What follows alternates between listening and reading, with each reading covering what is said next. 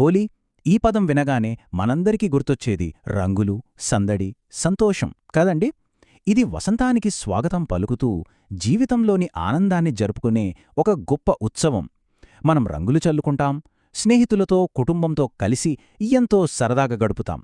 కానీ ఈ రంగుల వెనుక, ఈ సంబరం వెనుక ఎంతో లోతైన ఒక దివ్యమైన ప్రేమకథ దాగి ఉంది. అదే రాధాకృష్ణుల కథ. ఈ ప్రశ్న చాలా ముఖ్యమైనది. ఎందుకంటే ఇది కేవలం ఒక ఆట అయితే వేల సంవత్సరాలుగా మనం ఎందుకు ఇంత ఘనంగా జరుపుకుంటున్నాం? శ్రీకృష్ణుడు తన ప్రతి లీలా ద్వారా మానవాళికి ఏదో ఒక సందేశాన్నిచ్చాడు. మరి హోలీ ద్వారా ఆ గోపాలుడు మనకు చెప్పాలనుకున్నదేమిటి? ఆ ప్రేమ రహస్యాన్ని తెలుసుకునే ప్రయత్నం చేద్దాం రండి. అవునండి, ఇది అస్సలు ఆట కాదు, అంతకుమించి కేవలం ఒక వేడుక కూడా కాదు. ఇది దివ్యమైన ప్రేమకు, స్వచ్ఛమైన భక్తికి, సంపూర్ణ సమర్పణకు సంబంధించిన ఒక అద్భుతమైన గాథ. ఈ కథకు కాలంతో పనిలేదు. ఇది జీవాత్మకు, పరమాత్మకు మధ్య ఉన్న విడదీయరాని బంధాన్ని మనకు పదే పదే గుర్తుచేస్తుంది. మనం హోలీ పండుగ మూరాల్లోకి వెళితే మనకు ప్రధానంగా రెండు బలమైన పురాణ కథలు కనిపిస్తాయి. ఒకటి భక్తికి, చెడుపై మంచి సాధించిన విజయానికి ప్రతీక.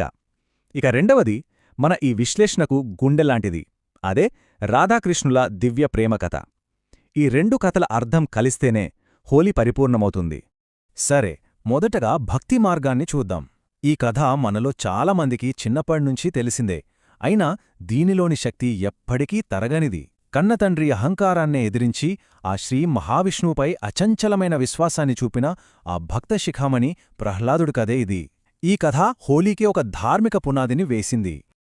ఒకవైపు తనకు లభించిన వరాలతో గర్వపడిపోయి తననే దేవుడిగా పూజించమని శాసించే అహంకార చక్రవర్తి హిరణ్యకశిపుడు, మరోవైపు ఆ తండ్రి ఆజ్ఞను ఎదిరించి నిరంతరం ఓం నమో నారాయణాయని జపిస్తూ ఉండే అతని కుమారుడు ప్రహ్లాదుడు. ఇది అహంకారానికి, భక్తికి మధ్య జరిగిన ఒక గొప్ప సంఘర్షణ. ప్రహ్లాదుడి భక్తిని ఏమాత్రం సహించలేకపోయాడు హిరణ్యకశిపుడు. ఎన్ని రకాలుగా హింసించినా ఆ బాలుడి విశ్వాసం చెక్కు చెదరలేదు. దాంతో చివరికి ఒక భయంకరమైన కుట్ర పన్నాడు. అగ్నిలో కాలకుండా వరం పొందిన తన సోదరి హోలిక సహాయం తీసుకున్నాడు. ఆమె ఒడియో ప్రహ్లాదుణ్ణి కూర్చోబెట్టి మంటల్లో దహనం చేయాలని పథకం వేశాడు. కాని చూడండి, దైవలీల ఎంత చిత్రమైందో! ప్రహ్లాదుడు ఎవరినైతే మనస్ఫూర్తిగా నమ్మాడో ఆ నారాయణుడి కృపతో హోలికకున్న వరం పనిచేయలేదు. ఆమె ఆ అగ్నిలో కాలి బూడిదైపోయింది. కాని ప్రహ్లాదుడు మాత్రం చిన్న గాయం కూడా లేకుండా సురక్షితంగా బయటపడ్డాడు. భక్తి సాధించిన అంతిమ విజయమిది. ఆ అద్భుతమైన సంఘటనకు గుర్తుగానే మనం హోలీకి ముందు రోజు రాత్రి హోలిక దహనం జరుపుకుంటాం. మనలో ఉన్న చెడు గుణాలని, అహంకారాన్ని, ద్వేషాన్ని ఆ మంటల్లో వేసి కాల్చేయాలన్నమాట. సరే, బయటి చెడుని తొలగించాం, మరి లోపలేం నింపాలి? ప్రేమ కదా! అక్కడికే వస్తోంది మన హోలీ అసలు కథ. ఇప్పుడు హోలీకి అసలైన ఆత్మ, అందం, ఆనందం అన్నీ ఇచ్చిన రెండో కథలోకి వెళ్దాం. అదే వృందావనంలో జరిగిన రాధాకృష్ణుల దివ్య ప్రేమలీల. ఇది కేవలం పండుగకు సంబంధించిన కథ కాదు, ప్రేమ అనే తత్వానికి ఇది ఒక నిర్వచనం. బృందావనంలో యవ్వనంలో ఉన్న కృష్ణుడు అప్పుడప్పుడు తన నల్లని రంగు గురించి మదనపడేవాడట. అపురూప సౌందర్యవతి, ఎంతో తెల్లగా ఉండే రాధ తనను ఇష్టపడుతుందో లేదో అని అచ్చం చిన్న పిల్లవాడిలా బాధపడేవాడట. ఆ జగన్నాటక సూత్రధారికే ఎంతటి మానవ సహజమైన చింత చూడండి. తన కన్నయ్య బాధను చూసిన తల్లి యశోద ముసిముసిగా నవ్వుతూ ఒక చిలిపి సలహా ఇచ్చింది. కన్నా, నువ్వే రాధ దగ్గరకు వెళ్ళు, నీకు ఏ రంగు ఇష్టమో ఆ రంగునే తన ముఖానికి పూసెయ్. అప్పుడు మీ ఇద్దరి మధ్య రంగుభేదం అనేదే ఉండదు కదా అని ఎంతో ప్రేమగా చెప్పింది. ఇది కేవలం సలహా కాదు, ప్రేమలో భేదాలుండవని చెప్పే ఒక గొప్ప సందేశం. తల్లి మాటలతో కృష్ణుడికి ఎక్కడలేని ఉత్సాహం వచ్చేసింది. రంగులు తీసుకుని రాధ దగ్గరికి వెళ్ళాడు. ఎంతో ప్రేమతో, కాస్త చిలిపితనంతో రాధ ముఖానికి రంగులు పూశాడు. ఆ క్షణంలో వారి మధ్య ఉన్న భేదాలన్నీ ఆ రంగుల్లో కలిసిపోయాయి. ఆ దివ్యమైన ప్రేమక్రీడ నుంచే ఈ రంగుల ఉత్సవం మన హోలీ పుట్టింది. చూశారు కదా, ఇప్పుడు మనకు స్పష్టంగా అర్థమవుతోంది, హోలీ పండుగకు రెండు బలమైన పునాదులు ఉన్నాయి. ఒకటి ప్రహ్లాదుని కథ. ఇది మనకు ధర్మాన్ని, భక్తిని, చెడుపై మంచి ఎప్పుడూ గెలుస్తుందనే నమ్మకాన్ని ఇస్తుంది. ఇక రెండవది రాధాకృష్ణుల కథ. ఇది మనకు ప్రేమను, ఐక్యతను, భేదాలను మర్చిపోయి కలిసిపోవడాన్ని నేర్పుతుంది. హోలీలో మనం ఒకరిపై ఒకరం చల్లుకునే రంగులున్నాయి కదా, అవి కేవలం రసాయనాలు కాదండి. ప్రతి రంగుకు ఒక ప్రత్యేకమైన ప్రతీక, ఒక లోతైన అర్థం దాగి ఉన్నాయి. ఈ రంగులు మన భావోద్వేగాల్ని, ప్రకృతిలోని అందాలని, అన్నింటికి మించి దివ్యత్వాన్ని ప్రతిబింబిస్తాయి. హోలీలో ప్రతి రంగు ఒక భావాన్ని మనకు చెబుతోంది. ఎరుపు రంగు ప్రేమకు, అనురాగానికి చిహ్నం. పసుపుపచ్చ శుభానికి, కొత్త ఆరంభాలకు సంకేతం. ఇక నీలం రంగు, అది సాక్షాత్తు కృష్ణుడి దివ్యత్వమే, ఆకాశంలా అనంతమైనది. ఆకుపచ్చ రంగేమో వసంతం రాగానే ప్రకృతిలో చిగురించే కొత్త జీవానికి, పునరుజ్జీవనానికి ప్రతీక. ఇప్పుడు అసలైన తత్వంలోకి వెళ్దాం.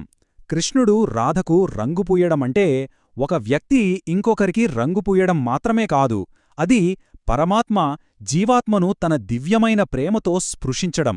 ఆ రంగుల స్పర్శతో జీవాత్మలో ఉన్న అహం, భేదభావాలు లాంటివన్నీ తొలగిపోయి అంతా దివ్యమైన ప్రేమతో నిండిపోతుంది.